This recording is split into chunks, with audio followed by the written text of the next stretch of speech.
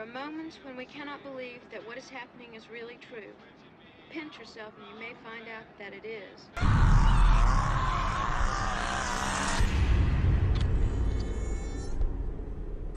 This heat is just driving me crazy. I don't know if I can take much more. The condition of retrogradation is contrary or inharmonious to the regular direction of actual movement in the zodiac.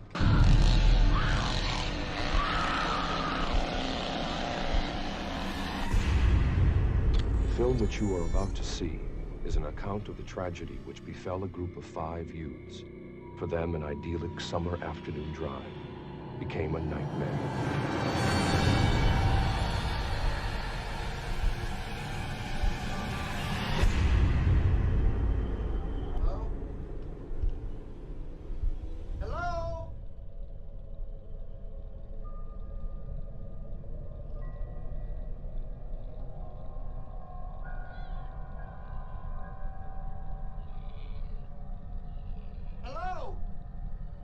It is all the more tragic in that they were young.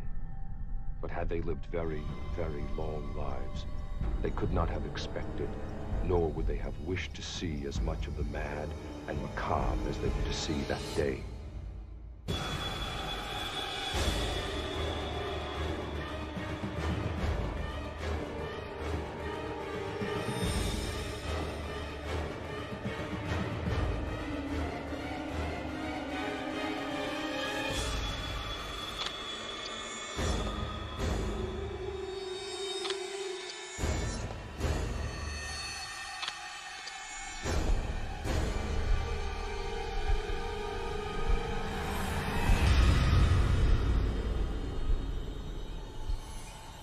The events of that day were to lead to the discovery of one of the most bizarre crimes in the annals of American history.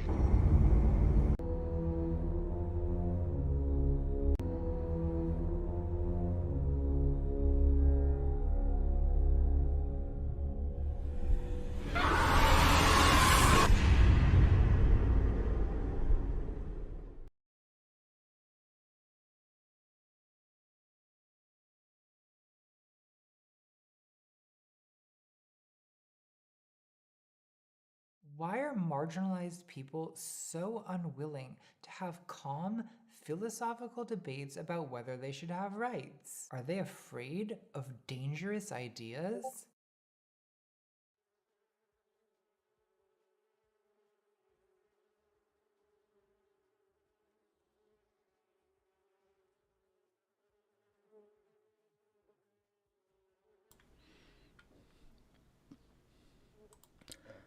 Hello, everybody. Coming at you live from the Hive, and another once again, just like yesterday, in a weird time slot, and it's because of a few things, but we'll get to that. First of all, my public service announcement. Let me know if you can hear me. Make sure I'm coming through on the right mic, because I have a couple of whole streams that I did with this mic up here that sound like I'm in a subway car talking, and re-editing that stuff is quite a pain.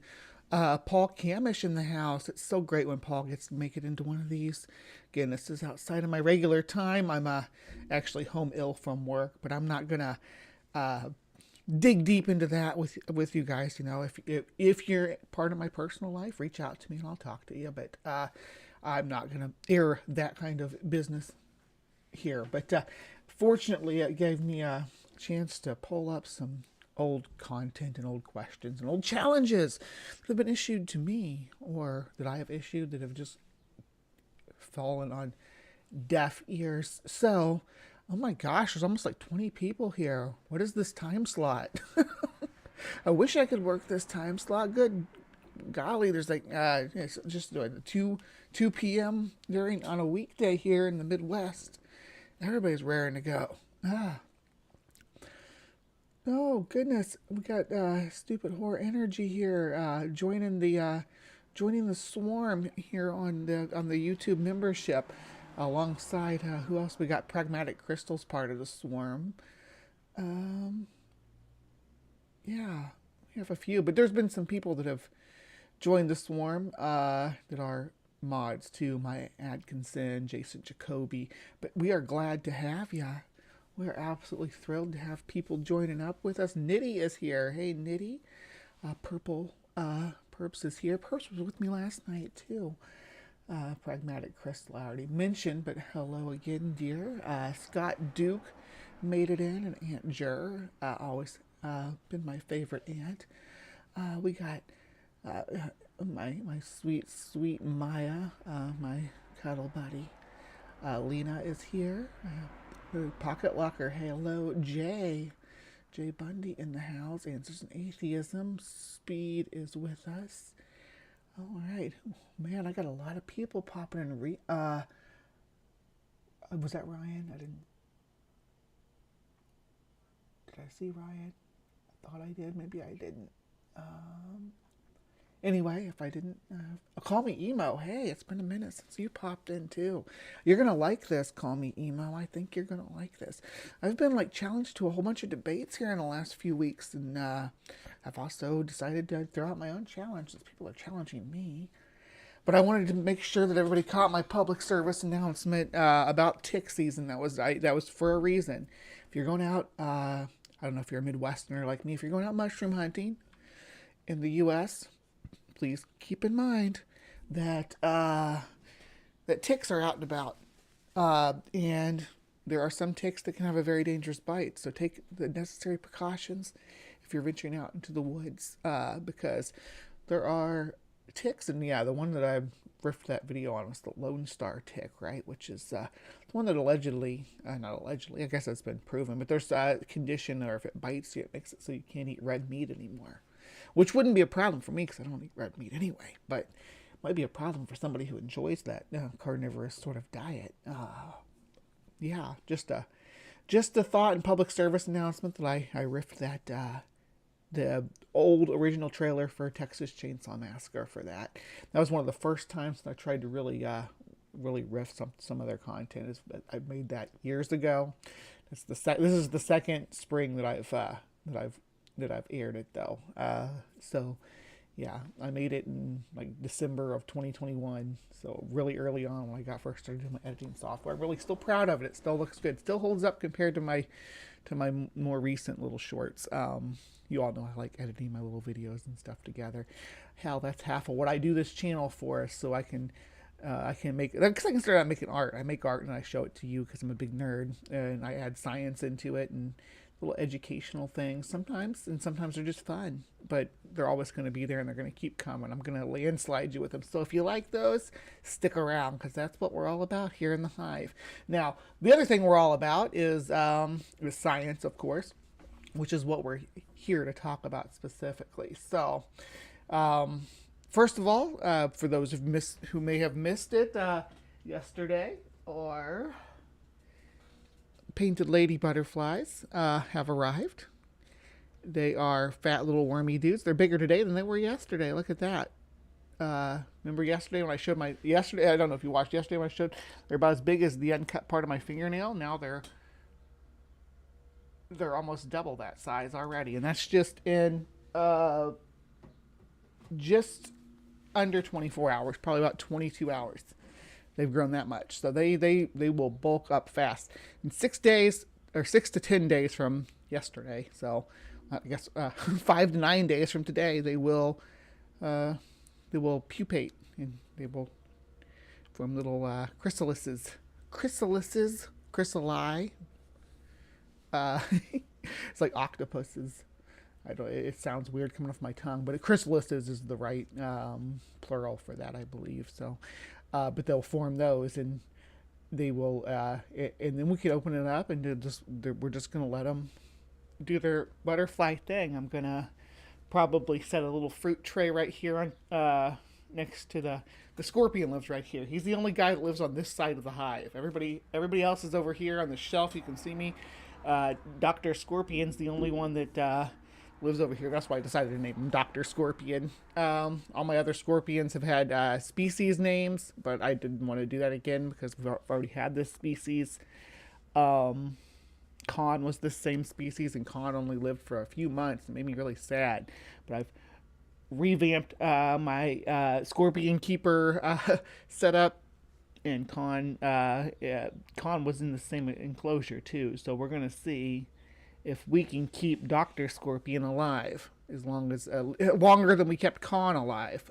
So, I mean, and then the beetles are over here too. So the beetles are on that side of the hive. They're over in front of the window over there. So it's a place you never see. But, well, I shouldn't say you never see, because I do lots of videos and stuff sitting over there and watching the beetles. So stick around for that as well.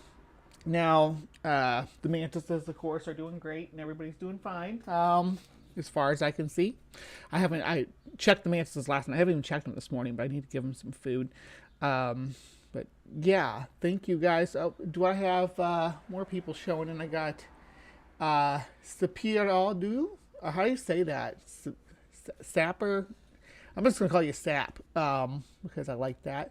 My brother got that. He's now has alpha gal sensitivity and is allergic to a bunch of stuff now, including red meat. He even has trouble getting meds because so many pills have binders like, yes, gelatin. That is a huge problem in the pharmaceutical industry too, especially when you go with generics. They use the cheaper binders, which are, I think they're less refined,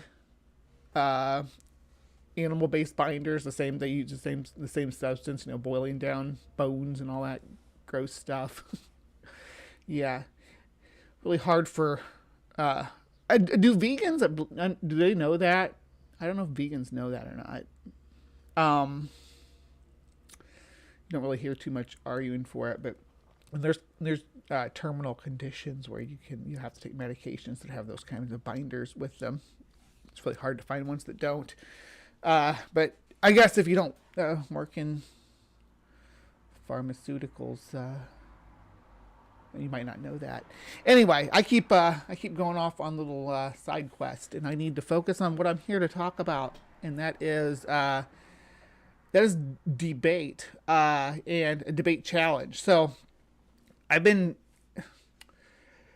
trying to get things set up to do because I was called out by Kent Hovind as somebody who refused to debate him, and I'm like, no, I will absolutely debate you, but I've been struggling to find a topic that hasn't been done 100,000 times with Dr. Hovind. I use Doctor the same way that I use Dr. Scorpion. So keep that in mind when I say Dr. Hovind. I don't care if he wants to call his online character a doctor. I'm not a B either, and I call myself Bumblebee. As long as he acknowledges that that's not accredited, and I think he does, I'm not going to fault him for that. I've liked lots of fun characters that were called Doctor that weren't really Doctor. One of my favorite YouTubers is Dr. Polaris. If you're not subscribed to Dr. Polaris, you're missing out if you like paleontology and stuff, because he does paleo videos all the time. I shouldn't say I don't know if he's a doctor or not, but the character is a polar bear. The character is a polar bear in a top hat with a monocle. And if Hovind's doing that with his lab coat and stuff, fine. I'm not gonna fault him for that. There's a few stipulations that I want to make. I'm putting this video out here for and this is probably why I shouldn't have went on this tangent before, but maybe I'll cut out this part and make it an individual video, and rename this one just like a Hive update or something. It's been a long time since I did just a Hive update video.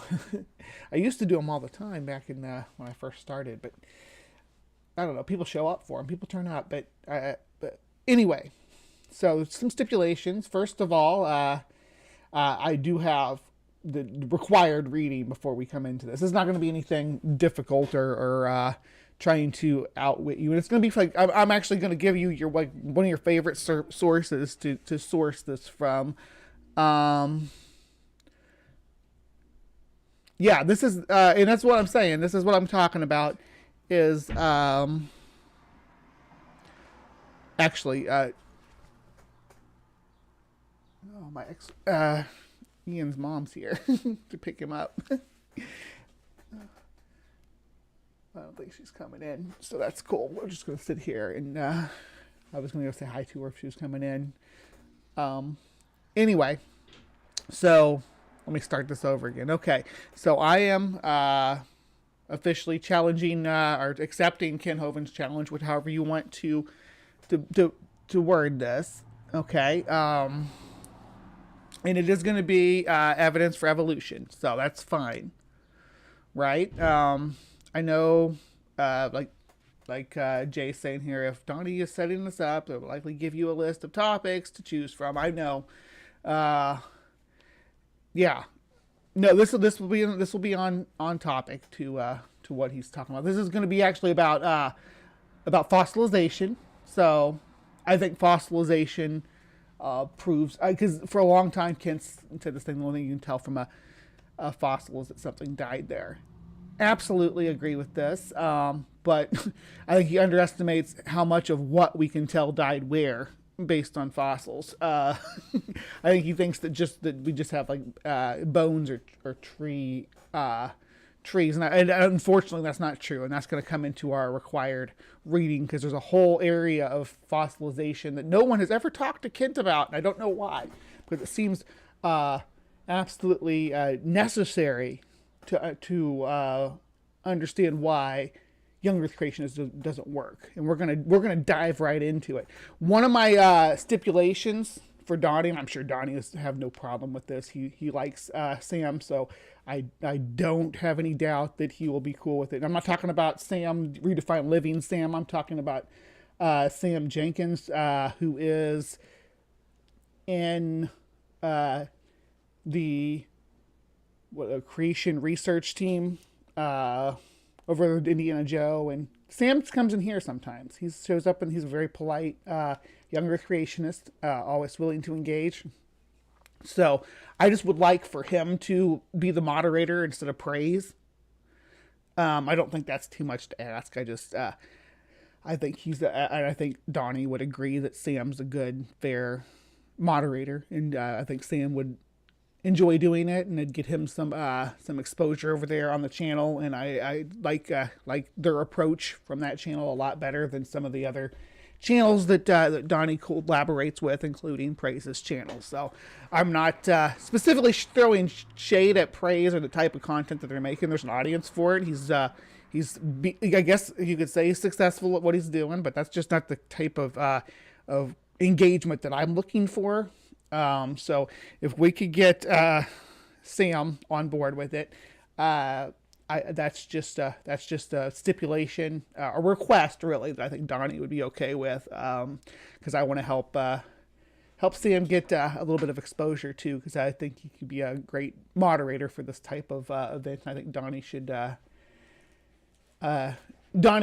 look into that too. I would also like to see if we can't set something up for me and maybe Mark Reed to do a debate with Indiana Joe and McKay, maybe sometime in the future. But I'd want to start here since this challenge has been issued to me, and I mean he's right now the message that's been put out there is that I'm like refusing to. Why is my camera so blurry? I'm refusing to or declining to have the discussion, to have the debate, and that's just not the case. I've been every time I go up in Donnie's chat, we discuss. We throw some topics back and forth about what we'd like or what Kent will be willing to talk about. And I think this fossilization is perfect. I think Kent's on board with that. He claims he knows it and understands it and has a argument against it. But we're not just going to talk about bones in the dirt.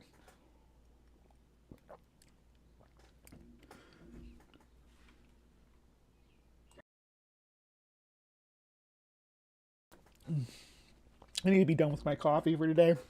I'm drinking coffee way too late in the day. Water is better. All right, so what we are going to be talking about is... Why didn't it auto-populate like it's supposed to? Somebody just driving by with a little motorbike.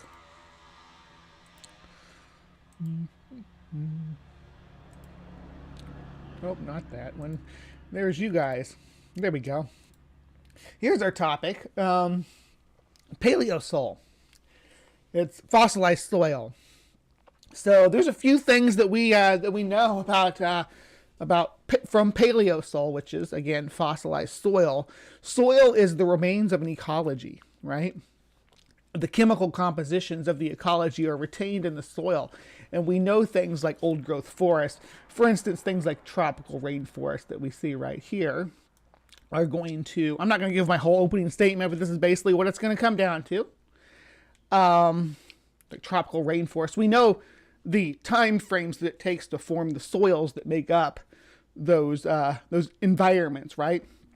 So a flood model cannot explain why we have remains of ecologies like tropical rainforest under different ecologies, or even layers with tropical rainforest, desert, tropical rainforest, paleosol, which indicates that there was a rainforest, or sometimes it'll be a swamp, rainforest, desert, things like that. We have those layered out where the ecology of the region changes. Even more dramatically, with paleosols, we can tell when it was a seafloor, when it was things like shallow seas that we see in the Midwest, where there were heavy runoffs from both Appalachia and Laramidia from either side of the continent, there were little continents on either side pouring into there, and we can tell what type of ecology was there. These were deltas pouring into a sea at that time. The paleosols tell us so. They don't tell us that this was a place that was just rapidly flooded and then drained off. The paleosols tell us there was a long time of deposition of a specific type of soil in a region, right? That we can see various layers indicate different types of soil. Each of these soils types has a distinct name and chemical composition that tells us what type of environment was laid down there, when and why, and we can look into each one and see how long it takes to form this and how we know that, and the chemical releases from the processes. So you have to deny what we know about chemistry in order to reject these models, right? Like inceptisol is more modest. The modern layers of soil, the stuff that's usually on top of rocks. Like if you let your sidewalk overgrow for a couple of years, this is what the soil is on top of it. When you pull back that top layer, this is the type of soil you will find underneath it. So you see it's popular. I mean, it's found on mountain slopes and things like that, rocky areas where new soil is being laid down upon a base level of stone. Andesol, volcanic ash. Histisol, peaty soil, remains of an old dead swamp. And so this is the document I want you to read here, okay? This isn't too much reading for you, Kent. So it's from your favorite source, Wikipedia, as you call it. I'm fine with you using this because we know that these information has citations coming down from here. So I want to just make this clear when we talk about citing these sources. We don't say Wikipedia is our sources. We would say, like, let's see, we're looking at mollisols, right? Soil from grasslands. Where is the citation on that one? I guess this whole list has one citation for it. Let's see. It'd be all the way at the top then. Okay. Actually, here it is. This is where all this is coming from. This American Journal of Science. Yeah, so this would be your citation right here. American Journal of Science, retrieved. This was published, the publication was retrieved on December 4th, 2019. You want to look at the document, it's here. So you can actually go in and see where this is coming from, what the citation is on this. So I'm absolutely fine with using this source, okay? So if you want to read this over just real quick, or even have one of your people read it over that sits there and yells stuff at you while you're debating, you know the people I'm talking about. Yeah, if you want to have one of them read it and kind of explain it to you, we're gonna have a good time looking at the chemical compositions of all these these fossils. So the soil types, we're gonna have a freaking wonderful time, Kent. So that is my challenge. I want Sam as the moderator.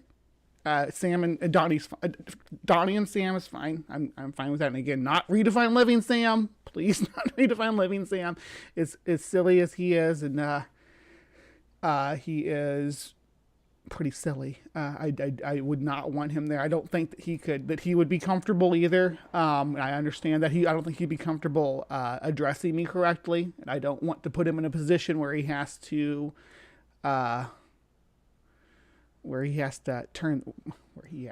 the conversation has to turn to that topic. I don't think he could address me correctly. That is one other thing that I have a stipulation for is that Kent's we're not gonna talk about my gender. He's gonna address me correctly, and we're not gonna talk about my gender. That's a stipulation. Donnie, I think you can understand that. That's not the topic of the conversation. So let's not have that coming up. If that does come up, if that becomes a problem in the debate, I will. It'll be I guess it'd be the only time that we would have that problem. But I think that you can keep your people under control. I know that you are capable of engaging without making a problem. I've never seen Kent engage with somebody without making a problem, but I don't know if that's something that you can that we can mitigate. So let's do that. Okay. This is my challenge. These are completely reasonable stipulations. I will engage. I have a couple other debates lined up, I believe, or we're trying to get lined up. Like Amy Newman might be moderating a debate between me and Mark Reed about morality, about animal morality. So we'll have to define the word morality, but it should be fun. However, now. Yeah, that's another thing about the Kent Hovind. I mean, he's gonna have his same catchphrases and things like that. I'm just using this as an excuse. Jesus, I'm just using this as an excuse to teach this to some people because nobody uses this stuff in debates. It's annoying because people always concede that fossils only fossils only something died there. We can use other topics. No, fossils is the fossil record is showing us the ecologies too, because we don't just have fossils of animal bones or tree stumps. It's deeper than that. And everybody just concedes that. It's so annoying. I'm sorry for all you science people who debate this stuff. Why is this not being used as the cornerstone of your argument? Just my opinion, of course, because people want to disregard a whole field of paleontology and geoscience. It's just. It is what it is, I guess.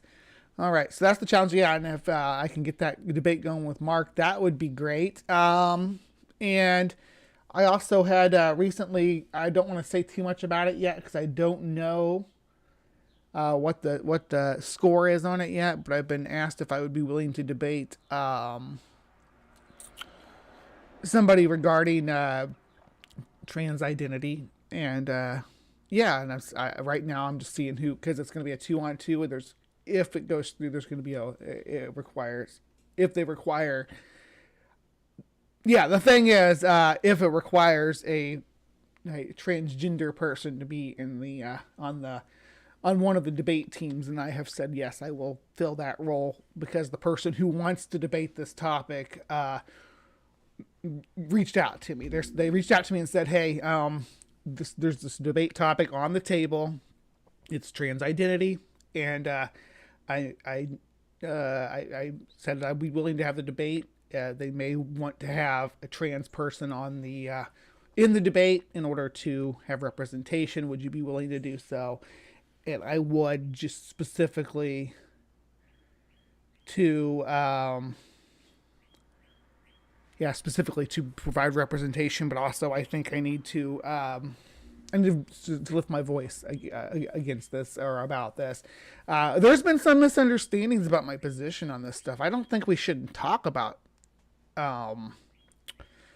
this stuff, but yeah, if you're going to be on my side about it, I would like to see when other people are putting it down. I'd like to see you pushing back if you're an ally. That's not too much to ask. If you're saying that, yes, I'm an ally and I'm here to support you, I'm your friend and I support you, then yeah, the expectation is that even when I'm not there to see you, that when someone starts using transphobic language or making gender critical claims, that I would expect that you would, hey, push back on it. That's not too much to ask for somebody to be my friend. I don't understand why people are like, oh, you saying I can't be friends with you if I'm friends with people who don't think you have the rights to exist. It's like, yes, because that means that when I come into your space, that there might be one of these people that wants to come at me with that, and I'm not into it. And I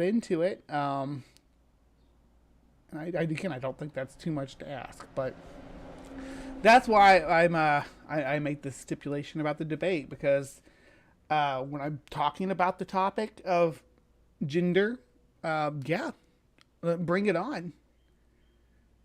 All right, I'm absolutely happy to see that, but I'm happy to see it challenged too, and happy to be the one that challenges it in the right environment.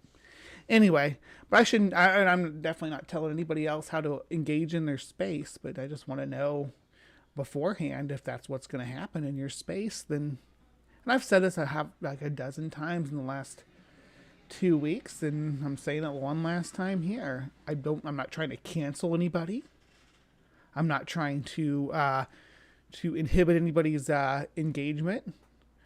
What I'm saying is that, people with my condition, which is, again, not all trans women suffer from gender dysphoria. Unfortunately, I do.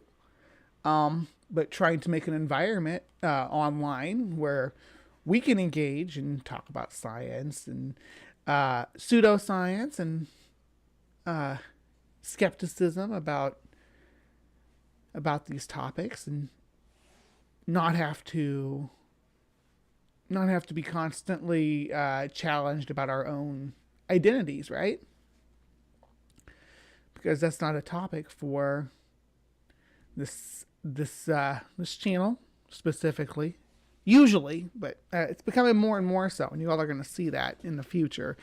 I am going to try to be more of a trans advocate, especially as things, and I'm sorry if you come here to get away from the politics of it all, but the state I was born in, the state that I lived in until 2015, just outlawed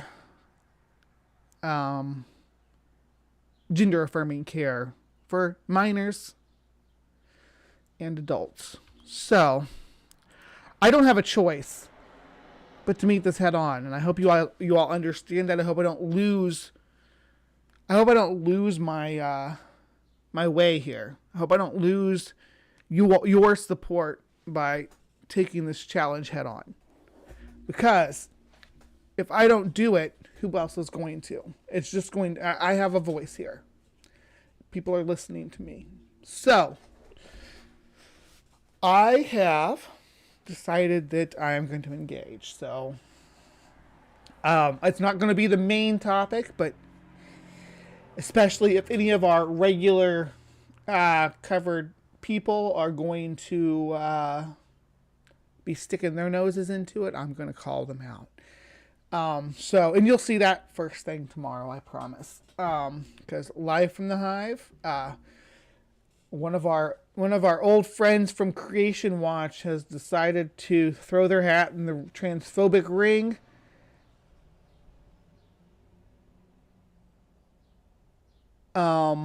And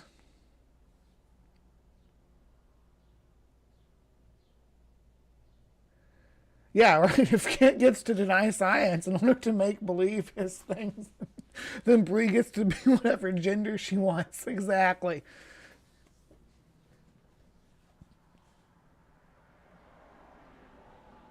Right. What Stephanie's saying here is my point. Yeah.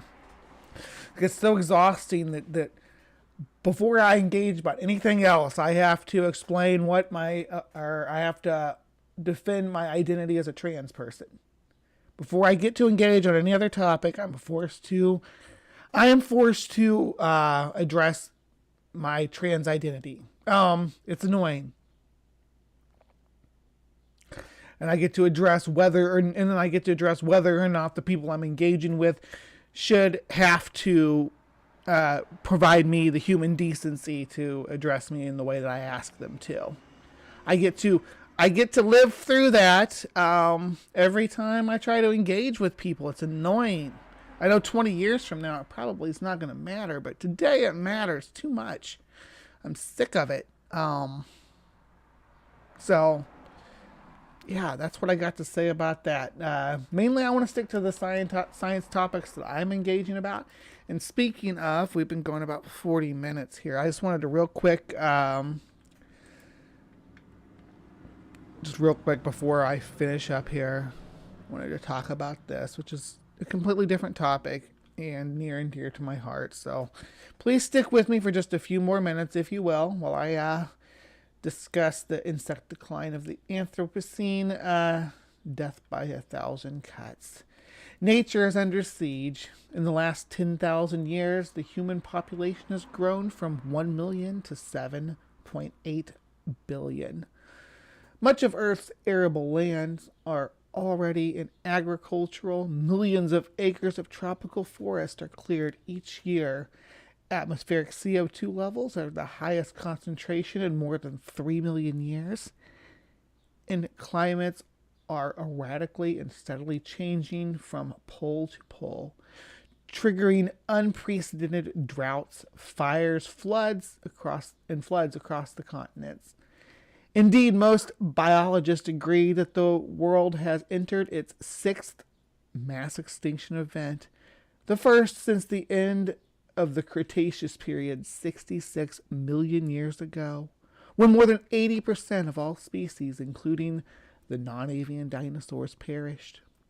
Ongoing losses have been clearly demonstrated for better studied groups of organisms. Terrestrial vertebrate population sizes and ranges have contracted by 1/3, and many mammals have experienced range declines of at least 80% over the last century. A 2019 assessment suggests that half of all amphibians are imperiled, 2.5% of which have recently gone extinct. Bird numbers across North America have fallen by 2 billion since 1970. Prospects of the world's coral reefs beyond the middle of this century could scarcely be more dire. In 2020, United Nations report estimated that more than 1 million species are in danger of extinction over the next few decades. But also see the more bridled assessment in reference 10 and 11, which we're going to look at in just a second. Although a flurry of reports has drawn attention to a decline in insect abundance, biomass, species richness, and range sizes, whether the rates of decline for insects are on par with or exceed those for other groups remains unknown. There are still too little. Is that right? There are still too little data. Shouldn't that be there? There is still too little data to know how the steep insect declines reported for Western Europe and California's Central Valley areas of high human density and activity compared to population trends in sparsely populated regions and wildlands. Long-term species-level demographic data is meager for the tropics, and considerably more than half the world's insect species where considerably more than half the insects.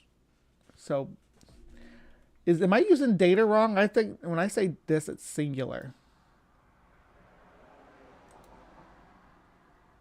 If I was doing plural, I would say data points, maybe.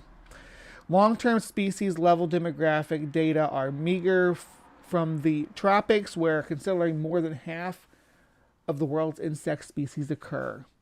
To consider the state of knowledge about the global status of insects, the Entomological Society of America hosted a symposium at their annual meeting in St. Louis, Missouri in November 2019.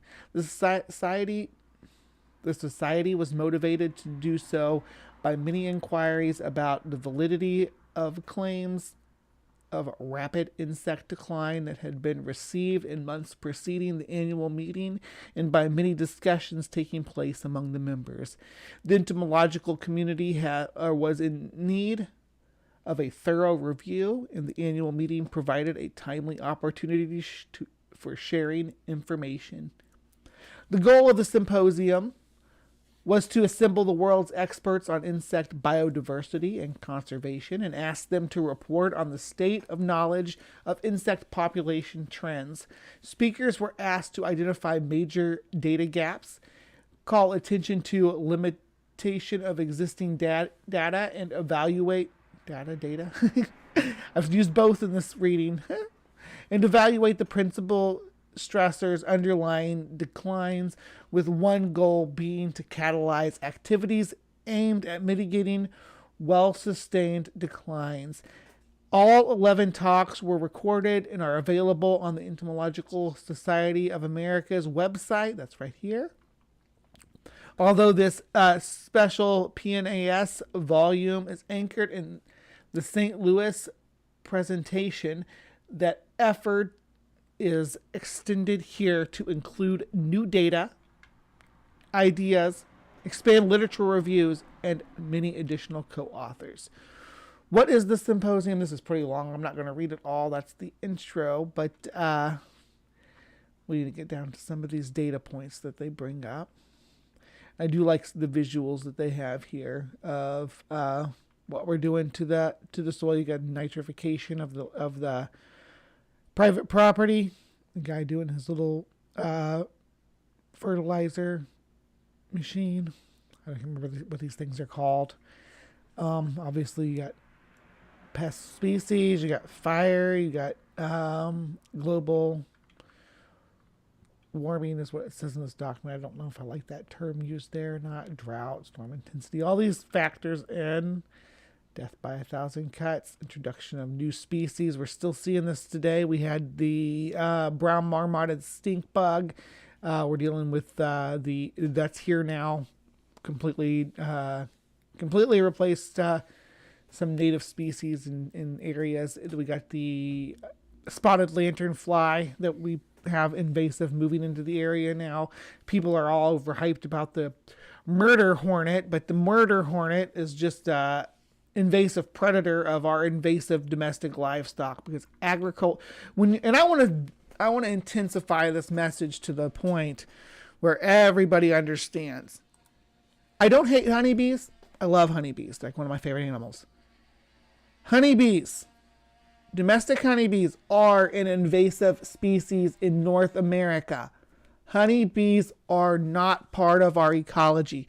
The Save the Bees campaign is an agricultural campaign disguised as an ecological campaign. It is a farce.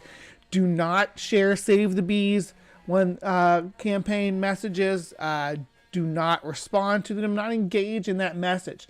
That message is a plea by an agricultural industry to allow you to replace indigenous endemic native wildlife with invasive livestock that free ranges on your property. Invasive domestic livestock that is replacing the native species, which we need to in order to pollinate and propagate native flora. So native plants that require these native pollinators will suffer. including agricultural crops, if you want to really make that argument. But when it comes to domestic bees, these are people's livestock or feral livestock. There's no difference between the bees that have gone wild and pop up on people's properties. Then there's no difference between that and the feral hogs that are terrorizing the South right now, right? There's the same problem. Now, people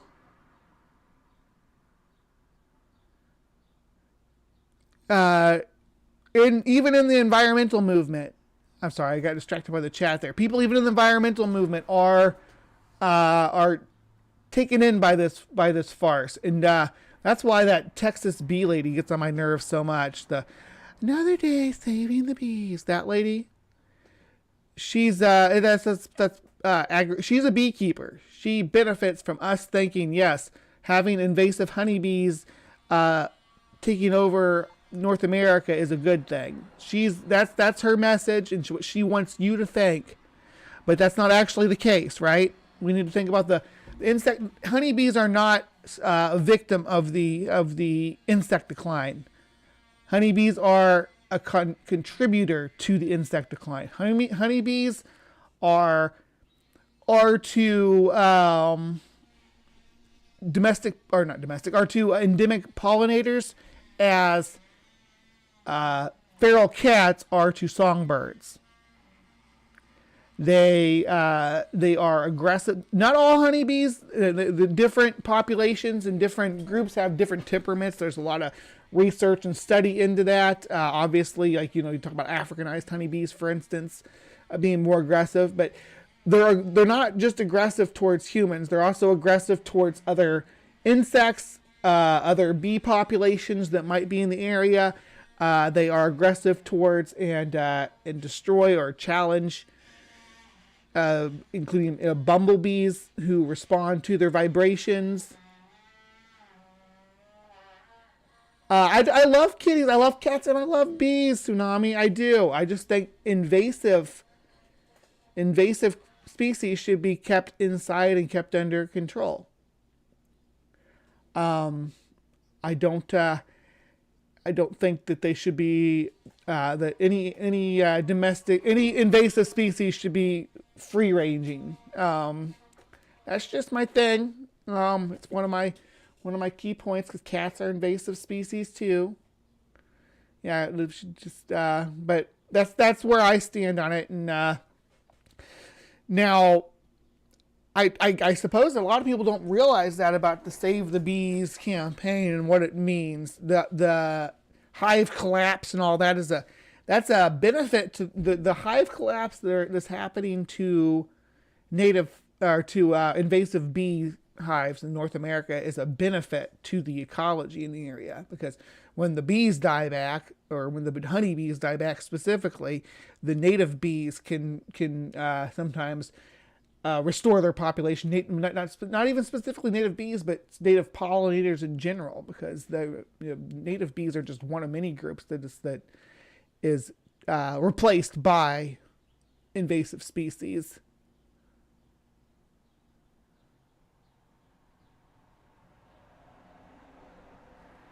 Oh. What are we arguing about trans people here? Hold on. What's going on?